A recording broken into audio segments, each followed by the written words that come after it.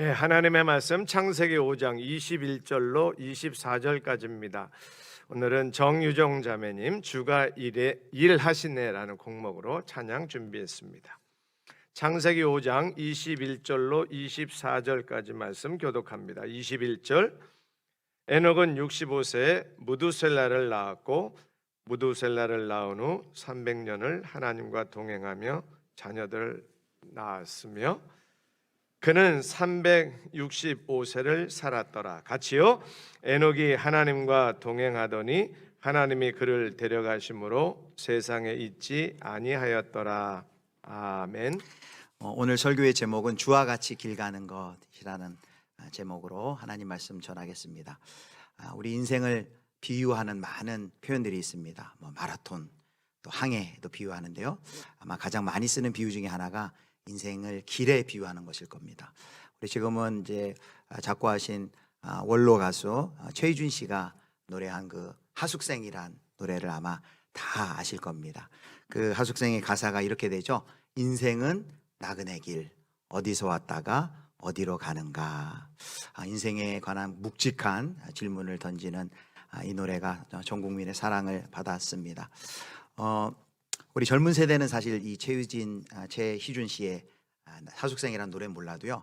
그 2000년대 초반 남성 5인조 그룹이었던 G.O.D 국민 그룹이라고 불렸는데요. 그 G.O.D가 부른 길이라는 그 노래는 잘 알고 있습니다.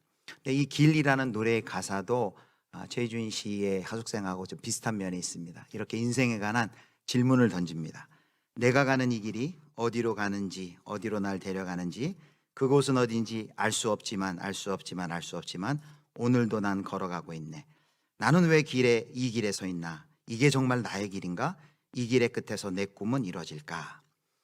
누군가 한 번쯤은 고민해 봤을 인생에 관한 그 고민들을 잘 담아서 노래한 이 가사가 아주 명곡으로 많은 국민들의 또 사랑을 받았습니다. 이 노래에도 보면요, 이렇게 질문이 많아요. 도대체 우리가 가는 이 길이 어떤 길인지, 이 길 끝에는 과연 무엇이 있을까? 이렇게 질문을 합니다. 작년에 비긴 어게인 코리아라는 그런 예능 프로그램이 있었는데요. 이렇게 길에서 가수들이 이렇게 버스킹 노래를 하면 주변에 또 시민들이 지나가다가 이렇게 듣고 환호하는 프로그램이었습니다. 작년에 이 프로그램 중에 이제 마지막에 바로 이 G.O.D의 길이라는 이 노래를 하는 장면이 있었어요. 이제 모든 순서가 마치고 이제 이 길이라는 노래를 부르는데 여러 가수가 이제 앉아버리니까 파트를 정했어요. 근데 중간에 젊은 가수 크러쉬라는 젊은 가수가 그 노래 자기 부분을 불러야 되는데 너무 이 감정이 이제 격해져 가지고 중간에 노래를 부르지 못했어요. 그리고 그 부분 지나가고 그리고 다 마친다면은 이 젊은 가수가 펑펑 울었습니다. 그래서 그 주위에 있던 많은 사람들이 같이 이렇게 눈물바다가 되었던 그런 일이 있습니다. 여러분, 이 젊은 가수가 왜 울었을까요? 이제 감성이 더 남들보다 풍성해서 그랬을까요? 끝난 다음에 인터뷰를 했어요. 이렇게 이야기를 했습니다. 거기에 혼자 있는 느낌이었습니다. 앞만 보고 계속 달렸으니까 노래 가사처럼 내가 지금 걸어가고 있는 이 길이 맞는 길인가? 처음 질문해 본 것 같습니다. 사실 잘 모르겠습니다. 어떤 길을 가고 싶은지라고 고백을 했습니다. 여러분, 맞습니다. 우리가 가는 길이 도대체 어떤 길이고 이 길 끝에 도대체 무슨 길이 있고 그것을 잘 모를 때 이렇게 불안하기도 하고 또 슬프기도 합니다. 솔직한 고백을 이렇게 한 것입니다. 그 길이라는 그 G.O.D의 노래 중에 중간 가사에는 또 이런 부분이 있습니다. 자신 있게 나의 길이라고 말하고 싶고 그렇게 믿고 돌아보지 않고 후회도 하지 않고 걷고 싶지만 아직도 나는 자신이 없네. 우리가 가는 길이 도대체 어떤 길이고 이 길 끝에 무엇이 있는지를 알고 갖는다면 자신 있게 당당하게 걸어갈 수 있을 터인데 더 이상 고민하지 않고 슬프지 않을 터인데 너무 불확실한 거예요. 그래서 그 고민을 가지고 많은 사람들이 살아가고 있습니다. 이런 인생에 관한 질문을 가지고 살아가는 불안정한 인생을 살아가는 우리들에게 오늘 우리가 읽은 이 창세기 5장 에녹의 말씀을 통해서 도대체 우리가 걷는 이 길은 어떤 길인지, 어떻게 시작하고 어디를 향해 가고 있고 어떻게 살아가야 하는지, 걸어가야 하는지를 함께 살펴보려고 합니다. 오늘 이야기는 아담의 칠태손 에녹에 관한 이야기입니다. 이 창세기 5장에 이 기록한 이전에 보면요, 창세기 3장의 인류의 타락으로 인해서 온 인류가 하나님께 반역하고 죄짓고 그래서 이미 죄로 아주 가득 찬 세상이에요. 그래서 5장의 아담의 이 족보를 보면요, 계속 반복하는 게 뭐냐면요, 태어났는데 죽었더라, 죽었더라, 죽었더라. 모든 인류가 죄의 대가, 죄의 삭스로 그 결과로 죽음을 경험하고 있는 그런 시대였습니다. 그런데 돌연 갑자기 이 7대손 에녹에 이르러서는요, 갑자기 이 사람은 죽지 않고 하늘 나라로 올라갔다라고 기록합니다. 그때 이 에녹의 나이가 365살이었어요. 요즘식으로 얘기하면 와, 365살이라 살았으니까 굉장히 오래 사는 것처럼 느낄지 모르지만 그 당시 이때의 그 옆에 다른 사람들 보면 평균 나이가 한 900세쯤 되던 때예요. 그러니까 평균 나이가 900세 때 365년을 살았다는 것은요, 보통의 평균 수명의 3분의 1을 조금 더 사는 겁니다. 단명한 것이죠. 이 땅에서 오래 사는 것을 복으로 여기는 이 세상에서 에녹은 어떻게 보면 복이 없는 사람이에요. 단명한 사람이에요. 그런데 성도들, 그리스도인들 누구나 이 에녹을 보고 불행한 사람이라고 생각하는 사람 없습니다. 오히려 그렇게 하늘나라로 옮겨간 그를 부러워하고 존경하기까지 합니다. 특별히 히브리서, 신약의 히브리서 11장 5절을 보면 그는 하나님을 기쁘시게 한 자라라고 말을 합니다. 사랑하는 성도 여러분, 도대체 이 에녹은 어떤 삶을 살았기 때문에 하나님을 기쁘시게 하는 자라라고 불리움을 받을 수 있었을까요? 오늘 이제 본문에 보면요, 한 줄로 요약을 할 수 있습니다. 아니, 우리 모든 인생이 다 한 줄로 이렇게 요약이 될 수 있을 것 같아요. 뭐 두꺼운 자서전으로도 그 사람을 설명할 수 있지만 그냥 짧게 한 줄로 이야기할 수 있습니다. 여러분, 손양원 목사님 하면 어떻게 얘기할 수 있어요? 사랑의 원자탄이라고 얘기할 수 있죠. 또 10여 년 전 작고하신 우리 오카는 목사님 하면은 제자훈련의 광인 이렇게 이야기를 할 수 있습니다. 이완용 하면 뭐가 생각납니까? 나라를 팔아먹은 매국노, 한 줄로 요약이 돼요. 여러분, 그렇다면 이 에녹은 한 줄로 성경이 뭐라고 얘기할까요? 오늘 5장 22절 말씀, 24절 말씀에 반복해서 설명하는 표현이 있습니다. 22절 먼저 보겠습니다. 22절 우리 같이 읽을까요? 시작. 300년을 하나님과 동행하며 자녀들을 낳았으며. 24절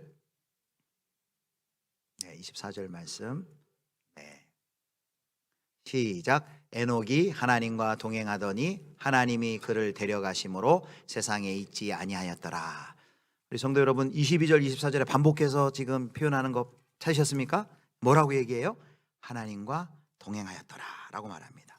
그래서 에녹의 삶을 한마디로 얘기하면요, 이렇게 얘기할 수 있어요. 하나님과 동행한 사람, 하나님과 동행한 에녹. 여기 동행하다라고 표현했는데요, 동행하다라는 이 히브리 말이 순 한국말로 이거예요. 걸었다라는 겁니다. 할라크라는 히브리 말이 걸었다예요. 그런데 성경의 저자가 여기 워드플레이, 말놀이를 했어요. 여기 5장에 보면 하나님과 동행하더니 그를 데려가심으로, 하나님이 그를 데려가심으로 이렇게 말했는데요, 동행하다는 하나님과 걸었다는 할라크인데 이 데려간다는 라카흐예요. 같은 말 비슷한 거를 두 개를 같이 한 거예요. 동행하였더니 데려가였더라, 할라크하였더니 라카하였더라. 그가 하나님과 동행한 것이 또 그런 삶을 사다가 하나님이 데려갔다라는 것을 이렇게 표현을 하고 있는 것입니다. 300년을 하나님과 함께 아주 친밀한 사귐과 동행, 하나님과 함께 인생의 길을 걸은 사람이 바로 에녹이고, 그렇게 하나님과 인생길 걸은 그를 하나님이 기뻐하시는 자다라고 이야기를 합니다. 우리 교회학교의 주일학교 어린이들의 이 에녹 동화가 있어요. 이런 이야기가 있습니다. 하나님이 에녹을 너무 사랑하셔서 매일마다 와서 문을 두드리시고 에녹을 찾아와서 에녹을 데리고 들로산으로 놀러 다니셨다는 거예요. 그리고 이제 저녁이 되면 다시 에녹을 데리고 집까지 데려다 줬어요. 하루는 요즘처럼 날이 너무 가을에 화창했는지 에녹을 데리고 놀러 가셨는데 너무 멀리 간 거예요. 그래가지고 밤이 되기 전에 도착을 못한 거예요. 그래서 하나님이 에녹한테 이렇게 이야기했답니다. 그냥 우리 집으로 가자 해가지고 에녹을 데려갔대요. 아이들에게 하는 이 동화의 이야기입니다. 하나님과 이 에녹과의 관계가 얼마나 친밀했는지, 얼마나 가까웠는지를 우리에게 잘 보여주는 것 같습니다. 도대체 하나님과 함께 걷는 삶, 오늘 제목처럼, 설교의 제목처럼 주와 함께 길 가는 것이 도대체 어떤 삶인지 함께 살펴보려고 해요. 예전에 제가 어떤 목사님한테 예화를 들었는데요. 어떤 목사님은 자신은 늘 하나님과 동행한다는 것을 이 머릿속으로 이렇게 깨닫고 인식하려고 일부러 걸어갈 때 이 손을 꼭 손을 잡는 듯이 이렇게 하고 걷는다라는 걸 제가 들은 적이 있습니다. 참 귀한 그 경건의 훈련인 것 같아요. 하나님이 나와 함께 하신다, 동행하신다는 걸 잊지 않기 위해서 이렇게 손을 붙잡은 것처럼 자기는 다닌다라고 말을 합니다. 하나님과 동행한다는 것, 하나님과 함께 길을 걷는다는 것이 과연 무엇일까요? 오늘 특별히 이제 세 가지로 정리를 해보려고 합니다. 첫 번째입니다. 첫 번째는 하나님과 동행하는 것은 하나님께서 구원을 시작하심을 가르쳐 줍니다. 하나님과 동행한다는 것은 이 길의 시작이 도대체 어떻게 시작되었는가를 우리에게 가르쳐 줍니다. 성도 여러분, 이 에녹 당시는요, 극심한 죄가 너무나도 관영하고 아주 타락하고 반역의 세상이었습니다. 그래서 이 에녹도 아담의 7대손이지만 또 라멕도 있는데요. 이 라멕은 라멕을 대표로 하는 그 아주 악한 사람들이 많았던 그런 시대입니다. 그런데 그 가운데 이 에녹이 처음으로 죽음을 맛보지 않고 하늘나라로 들어 올려갔습니다. 우리는 이렇게 생각해요. 아유, 그 에녹이 믿음이 있으니까 그렇게 구원받았겠지. 요즘식으로 하면 예수 믿고 구원받았겠지. 그런데요, 창세기 5장입니다. 아직 모세의 율법이 나오기 몇백 년 전이에요. 그래서 우리는 이렇게 생각할 수 있어요. 에녹이 뭔가 하나님과 동행한 것은 에녹이 뭔가 잘했고 에녹에게 뭔가 근거와 이유가 있으니까 하나님이 그를 하늘나라로 데려가지 않았을까라고 생각할 수 있습니다. 그런데요, 그렇지 않습니다.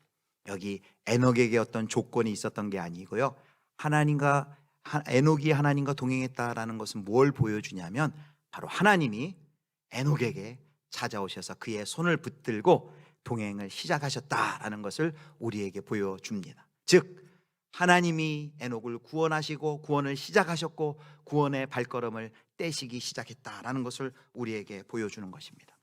여러분, 구원이 누구 하나 여기 계신 우리 성도님들 중에 내가 하나님을 믿고 내가 하나님과 동행하기로 결심한 분이 있을까요? 내가 한 것 같지만 하나님이 창세전에 우리를 예비하시고 계획하시고 선택하셔서 우리에게 손을 내밀고 믿음의 길을 우리를 시작하신 것이죠. 그래서 이 에녹의 이야기는요, 우리에게 아주 놀라운 그 하늘의 빛을 비춰줍니다. 창세기 그 5장의 그 앞에 족보까지는 다 죽었더라 하는데 이 에녹에 있어서야 구원의 서강의 빛이 살짝 비칩니다. 드디어 인류도 하나님을 반역하고 죄의 대가로 모두가 사망의 심판을 받았는데 이제 구원의 길이 서서히 열리는구나 라고 하는 이 구원의 서강의 빛을 보여줍니다. 또한요, 이 에녹의 이야기는요, 놀라운 걸 우리에게 깨닫게 해주십니다. 창조주 하나님께서 인간을 만드시면서 가지셨던 그 원래의 목적과 계획을 포기하지 않으시고 인간의 반역에도 불구하고 포기하지 않으시고 이제 그 일을 계속해서 구원의 역사를 이루어 나가시려고 하시는구나 라는 것을 우리에게 깨닫게 해주십니다. 인간은 패역하고 반역하지만 그분의 신실하심, 그분의 사랑하심, 그분의 자비하심, 그분의 사랑을 근거로 하여서 우리 쪽에 어떤 근거와 원인이 있는 것이 아니라 자격이 없음에도 불구하고 우리를 택하시고 믿음의 길, 하나님과 동행하는 길로 우리를 초대하여 주셨음을 가르쳐 줍니다. 그래서 로마서 5장 8절에는요 이렇게 말씀하십니다. 우리 같이 한번 읽겠습니다. 시작. 우리가 아직 죄인 되었을 때에 그리스도께서 우리를 위하여 죽으심으로 하나님께서 우리에 대한 자기의 사랑을 확증하셨느니라. 아멘. 우리가 하나님을 믿었을 때요? 아니요. 우리가 착한 일을 했을 때요? 우리가 경건한 삶을 살았을 때요? 아니요. 우리가 아직 죄인 되었을 때에 하나님께서 그리스도께서 우리를 위하여 죽으심으로, 우리를 위해서 십자가 죽으심으로 구원의 일을 여셨습니다. 그 예수 그리스도를 믿는 사람들, 하나님의 손을 붙들고 가는 믿음의 길이 시작된 것입니다. 그래서 오늘 우리 에녹의 이야기는 우리가 가는 이 믿음의 길이 어떻게 시작이 되었는지를 가르쳐 줍니다.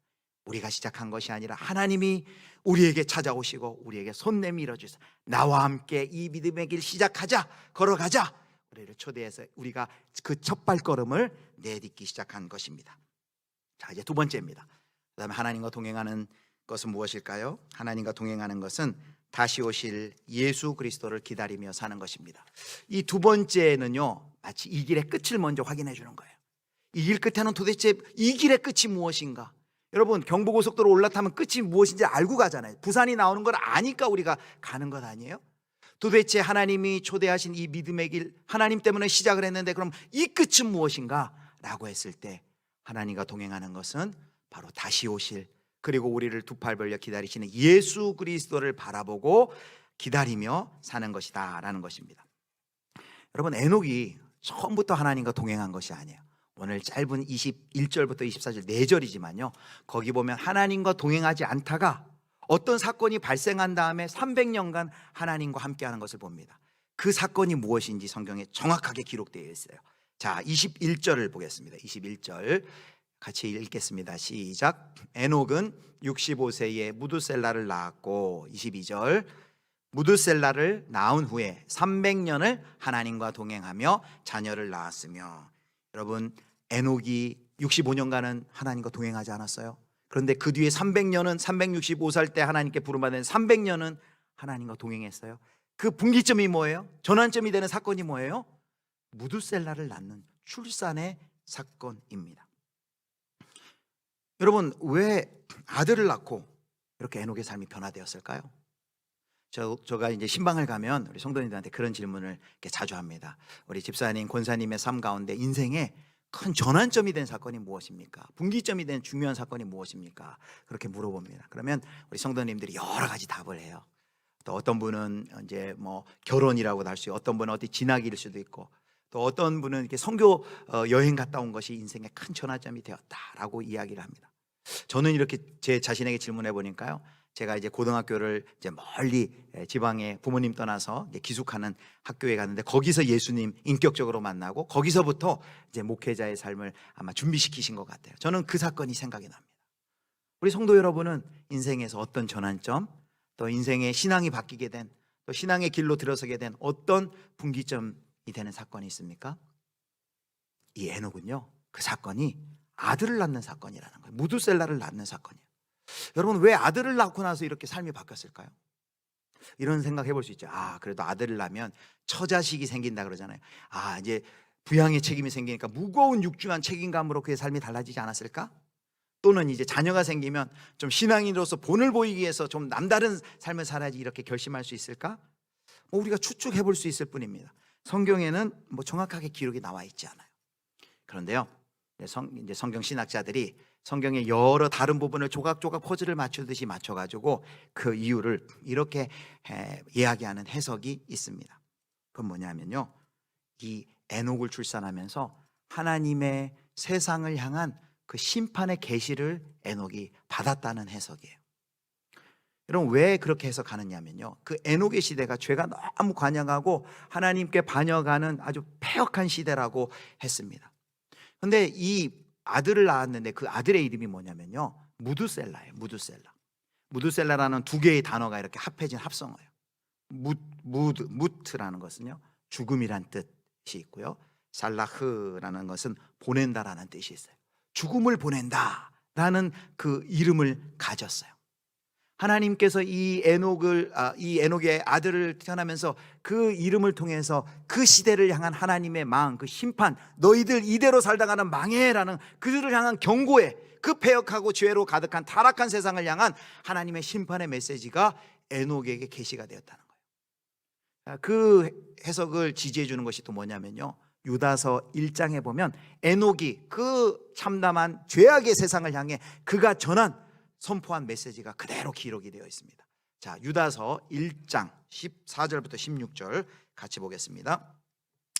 자, 아담의 칠대손 에녹이 이 사람들에 대하여도 예언하여 이르되, 보라, 주께서 그 수만의 거룩한 자와 함께 임하셨나니 이는 무사람을 심판하사 모든 경건하지 않은 자가 경건하지 않게 행한 모든 경건하지 않은 일과 또 경건하지 않은 죄인들이 주를 거슬러 한 모든 완악한 말로 말미암아 그들을 정죄하려 하심이라 하였느니라. 자, 마지막 절이요. 이 사람들은 원망하는 자며 불만을 토하는 자며 그 정욕대로 행하는 자라. 그 입으로 자랑하는 말을 하며 이익을 위하여 아첨하느니라. 아멘. 이게 바로 에녹이 그 시대를 향해서 예언 선언한 것입니다. 예언을 자기가 이론적으로 연구해서 했을까요? 계시를 받은 거예요. 그래서 성경신학자들은요, 많은 그 선지자 중에 가장 첫 번째 선지자를 에녹으로 꼽습니다.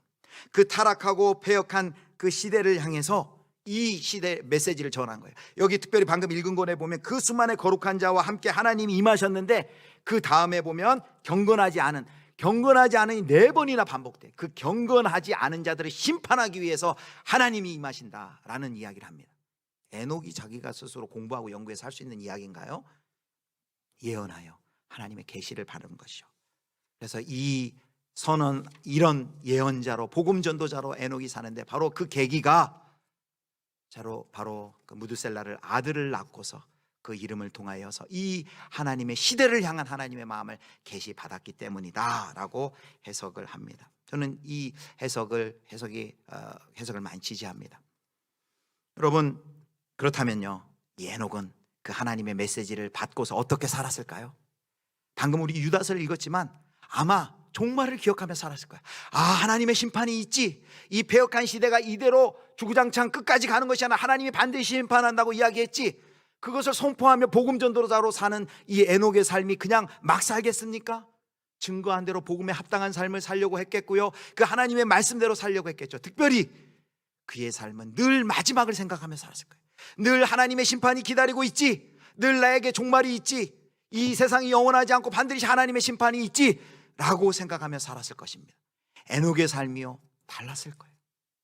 달라졌을 것입니다. 그렇게 달라진 삶을 300년 동안 죄악이 관영한 그 시대 속에서도 그 자세를, 태도를 잃어버리지 않고 그가 300년간 종말을 생각하며 하나님의 심판을 생각하며 살아간 그 300년의 삶을 성경이 뭐라고 얘기합니까?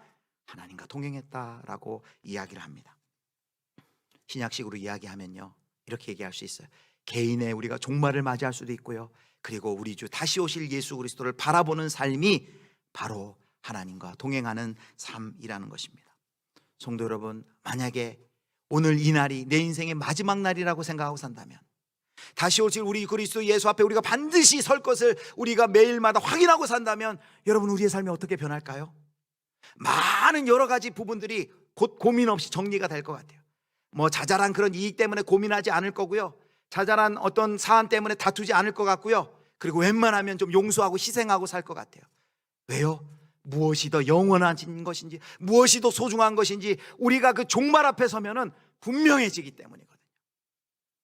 그래서 이 믿음의 길은 우리에게 이 길로 초대합니다. 이 길 끝에는 예수 그리스도가 계신다. 그 길 끝에서 우리를 맞이하고 계신다. 반드시 심판의 날이 있고 종말의 날이 있다. 그 날을 바라보면서 매일매일 하나님 앞에 살아가자라고 우리에게 초대합니다. 주경신학자인 고 박윤선 박사님이요, 자신의 저서전에 이런 말을 남겼어요. 내일은 나의 날이 아닙니다. 그래서 나는 늘 이 하루가 마지막 날인 것처럼 최선을 다하여 시간을 아끼며 살아왔습니다. 또 18세기 미국의 제1차 대붕의 주역으로 쓰임받은 조나단 에드워드는요, 21살 자기의 일기에 이렇게 적어놨어요. 무슨 일을 하려고 하든지 간에 자주 내 임종의 순간에 이 일이 얼마나 가치 있다고 생각될 것인가를 질문을 던지도록 하자. 여러분, 임종의 순간에 뭘 아쉬워할까요? 더 많이 사랑하지 못한 것, 더 많이 사랑한다고 말 못한 것, 아마 그런 것 아쉬워하지 않겠습니까? 더 많이 차지하고 움켜쥐지 못한 것 후회할 분이 있을까요? 종말을 생각하며 산다면, 우리 주 예수 그리스도 앞에 다시 설 것을 생각하며 산다면 우리의 삶의 태도가 달라질 것이고요, 그리고 그렇게 사는 삶이 바로 하나님과 동행하는 삶이라는 것을 이야기해 줍니다. 여러분, C.T. 스터드가 이런 말을 했어요. 오직 하나뿐인 인생 속히 지나가리라. 오직 그리스도를 위한 일만 영원하리라. 유한한 인생, 그러나 우리가 영원을 약속받은 우리의 인생, 이 땅에 살면서 여러분, 무엇이 영원합니까? 그리스도를 위한 일만이 영원하다라고 말합니다. 그래서 이제 마지막 세 번째요, 이제 우리가 하나님으로 인해서 이 믿음의 길이 시작됐다는 거 확인했어요. 이 길 끝에는 우리 하나님 예수 그리스도 기다리신다고, 우리를 맞이하고 기다리신다고 확인했어요. 그럼 이 중간, 도대체 이 중간은 어떻게 살 것인가? 그것이 세 번째입니다. 세 번째는요, 하나님과 동행하는 것은요, 일상을 성실히 감당하는 것입니다. 하나님과 동행하는 것은 일상을 성실히 감당하는 것이에요. 여러분, 에녹은 불의한 시대를 살면서도 300년간 끊임없이 하나님 앞에 하나님과 동행하며 하나님을 기쁘시게 하는 삶을 살았다고 이야기를 했습니다. 그래서 오늘 우리 이 에녹의 이야기는 우리에게 도전을 줘요. 하나님, 이 세상은 너무 악해가지고 우리가 하나님 거룩한 백성으로 살아가기 너무너무 힘들어요. 하나님 앞에 좀 이렇게 이야기하고 싶지만 에녹을 봐라 이야기합니다. 그 시대는요, 더 패역하고 더 타락했어요.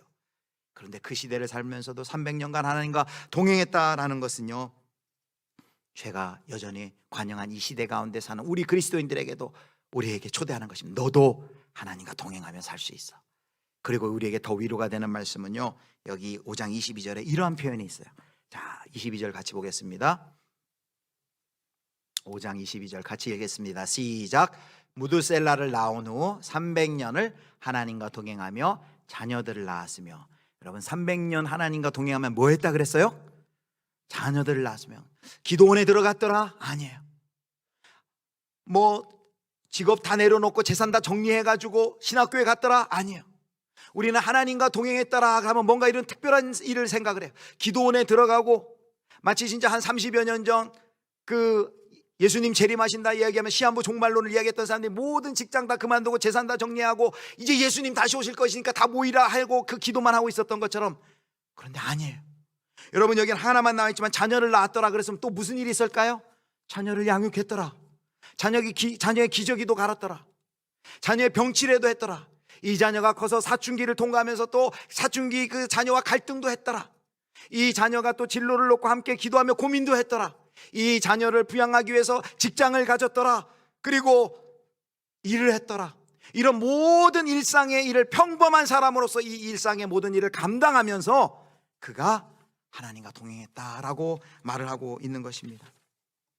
여러분, 하나님과 동행한다는 것은 뭔가 뭐 특별하고 뭔가 기도원으로 들어가고 뭔가 종교적인 일만 하고 그런 것만이 하나님과 동행하는 것이 아니라는 것을 우리에게 보여주고 있는 것입니다. 평범하게 매일매일 우리에게 맡겨진 아주 사소해 보이는 그 일상, 그 일들을 하나님께 성실하게 죽게 하듯 감당하는 것이 하나님과 동행하는 것이라고 말을 합니다. 학생, 교사라면요, 교실에서 하나님과 동행하십니까? 사업하시는 분이라면요, 사무실에서 사업장에서 하나님과 동행하십니까? 주부라면요, 가정에서 하나님과 동행하십니까? 네, 하나님과 동행할 수 있다는 거예요. 하나님과 함께 손 붙들고 그 길을 갈 수 있다라고 말을 하는 것입니다. 사랑하는 성도 여러분, 하나님께서 우리의 손을 붙들고 이 인생의 길, 믿음의 길 함께 걸어가시기를 간절히 주님이 원하시는 것 믿으시기를 축복합니다. 그 하나님의 마음이 이제 마지막으로 여기 5장 27절에 있어요. 준비는 안 했는데 PPT 제가 그냥 짧으니까 읽어드릴게요. 그는 969세를 살고 죽었더라. 여기 그가 바로 무드셀라입니다. 무드셀라는요, 인류의 이론 중에 가장 오래 산 사람이에요. 969살. 그런데 여러분, 무드셀라를 낳을 때 뭐라고 심판을 받았습니까? 무드셀라를 낳을 때요, 죽음이 임한다라는, 죽음이 올 것이다라는 그런 이름의 뜻을 가진 사람. 정말 이 무드셀라를 통해서 그 이름이 성취되었을까요? 성경 신학자들은 이 구약을 연구하면 이것을 발견해요. 정말 이 무드셀라가 죽을 때에 노아의 홍수가 일어납니다. 무드셀라가 죽은 그 해에 노아의 홍수가 일어나서 모든 세상에, 그 죄악된 세상을 하나님이 심판하십니다. 죽음을 보내십니다. 심판을 보내십니다. 그런데요, 무드셀라가 태어난 지 얼마나 오래 있다가 100년 있다고 한 것도 아니고 200년 있다 한 것도 아니고 그가 969살, 가장 온 인류에 살았던 사람들 중에 가장 오래 산 그가 죽은 다음에서야 하나님께서 그 심판을 내리십니다. 여러분, 이것은 무엇을 얘기해 주는 걸까요? 하나님이 그만큼 오랫동안 많은 사람들이, 죄인들이 주께로 돌아오기를 기다렸다는 거예요. 많은 사람들이 하나님의 손을 붙들고 믿음의 길 함께 걷도록 하나님이 기다리셨다는 것을 바로 이 무드셀라의 나이를 통해서 우리에게 알려주시는 것입니다. 한 사람이라도 더 내 손 붙들고 믿음의 길 같이 가지 않을래? 우리를 초대하시는 것이에요. 말씀을 맺으려고 합니다. 사랑하는 성도 여러분, 이 에녹은요, 온 세상이 타락한 이 시대 가운데 하나님 그를 찾아와서 믿음의 길로 초청하시고 그의 손을 붙들고 종말을 생각하며, 우리 요즘식으로 말하면 다시 오실 예수 그리스도 그 앞에 설날을 기다리면서 매일매일 주어진 삶을, 일상을 충성스럽게 살아갔습니다. 그런 삶을 히브리서 11장 5절에 이렇게 증언합니다. 같이 읽습니다. 시작. 믿음으로 에녹은 죽음을 보지 않고 옮겨졌으니 하나님이 그를 옮기심으로 다시 보이지 아니하였느니라. 그는 옮겨지기 전에 하나님을 기쁘시게 하는 자라는 증거를 받았느니라. 아멘. 그래서 하나님과 동행하는 삶은 히브리서 11장 5절에 뭐라고 말합니까? 바로 그것이 믿음이다 라고 이야기를 합니다. 여러분, 하나님과 동행하는 삶이 어떤 삶입니까? 주와 같이 길 걷는 삶이 어떤 삶입니까? 우리가 이야기했죠. 첫 번째, 이 길의 시작이 뭐예요? 하나님과 동행하는 것은 하나님이 구원을 시작하셨음을 우리에게 알려줍니다. 두 번째, 하나님과 동행하는 것은 이 길의 끝은요, 다시 오실 우리 주 예수 그리스도를 기다리면서 종말의식을 가지고 종말론적인 삶을 살아가는 거예요. 오늘이 내 인생의 마지막이라면, 내가 주님 앞에 선다면 영원한 가치 있는 것 위하여 사는 삶입니다. 세 번째, 하나님과 동행하는 것은요, 다 때려치고 다 정리하고 뭐 기도원 들어가고 그게 아니라 내게 주어진 일상을 하나씩 하나님 앞에 성실히 감당하며 사는 것입니다. 사랑하는 성도 여러분, 이와 같은 믿음의 길 사실 수 있기를 주님으로 축복합니다. 제가 설교를 시작하면서 G.O.D의 길이란 그 가사를 읽어드렸는데요, 이 그 노래에 대한 답가를 한 분이 있어요. 답가. 왜냐하면 이 노래가 질문이 워낙 많으니까. 부흥 무리바다 덮음같이 마라나타를 작곡한, 우리가 사랑하며 부르는 이런 귀한 찬양 많이 작곡한 부흥한국의 고형원 선교사님이요, 어느 날 이 버스를 타고 있는데 이 G.O.D의 길이라는 노래가 흘러나온 거예요. 너무 가사의 내용이 의미가 있고 좋아요. 근데 가만히 보니까 답은 없고 질문을 계속 던지는 거예요. 아까 우리가 살펴봤죠? 내가 가는 이 길이 어디로 가는지 질문하잖아요. 알 수 없지만 나는 왜 이 길에 서 있나? 이게 정말 나의 길인가? 이 길의 끝에서 내 꿈은 이루어질까? 이 선교사님이 이 노래를 듣고 그 질문에, 인생의 묵직한 질문에 좀 대답을 해주고 싶었어요. 그래서 찬양을 하나 지어서 그 질문에 대한 답을 줬어요. 그리고 그 찬양을 소양이란 가수가, 노래 잘하는 가수인데 소양이란 가수가 불렀는데요, 바로 그 노래가 뭐냐면 우리도 많이 부르는 주님 다시 오실 때까지라는 찬양입니다. 여러분, 같이 그 질문에 대한 대답으로 생각하고 한번 이 가사를 들어보세요. 주님 다시 오실 때까지 나는 이 길을 가리라. 좁은 문 좁은 길 나의 십자가 지고 나의 가는 이 길 끝에서 나는 주님을 보리라. 이 길 끝이 누가 계신지를 알려주잖아요. 영광의 내 주님 나를 맞아주시리. 주님 다시 오실 때까지 나는 일어나 달려가리라. 주의 영광 온 땅 덮을 때 나는 일어나 노래하리. 내 사모하는 주님 온 세상 구주시라. 내 사모하는 주님 영광의 왕이시라. 사랑하는 성도 여러분, 우리는 길을 모르고 가는 사람들이 아니에요. 우리가 걷는 이 인생의 길, 믿음의 길, 하나님이 우리를 찾아오셔서 우리를 구원으로 초대하셔서 시작되었어요. 이 길의 시작이 그렇게 시작되어서 이 길의 끝은요, 하나님이 중간에도 우리를 내버려 두고 어렵고 힘들고 고난이 많지만 그냥 내버려 두지 않으세요. 하나님이 우리의 손을 꼭 붙들고 우리와 함께 걸어가십니다. 그리고 이 길 끝에는요, 좁은 길, 십자가의 길, 그 걸어가는 걸 수고하고 무거운 짐진 자들 수고했다 와락 안아주시면서 우리를 기다리고 계세요. 여러분, 그래서 우리는 가야 할 길이 분명한 사람들이기 때문에 여러분 당당하게, 여러분 자신감 넘치게 이 믿음의 길을 걸어갈 수 있는 성도님인 줄 여러분 믿으시기를 축복합니다. 주와 함께, 주님과 함께 동행하며 이 믿음의 길 씩씩하게 당당하게 걸어가시는 우리 믿음의 예수비전교회 성도님들 다 되실 수 있기를 주님의 이름으로 축원합니다.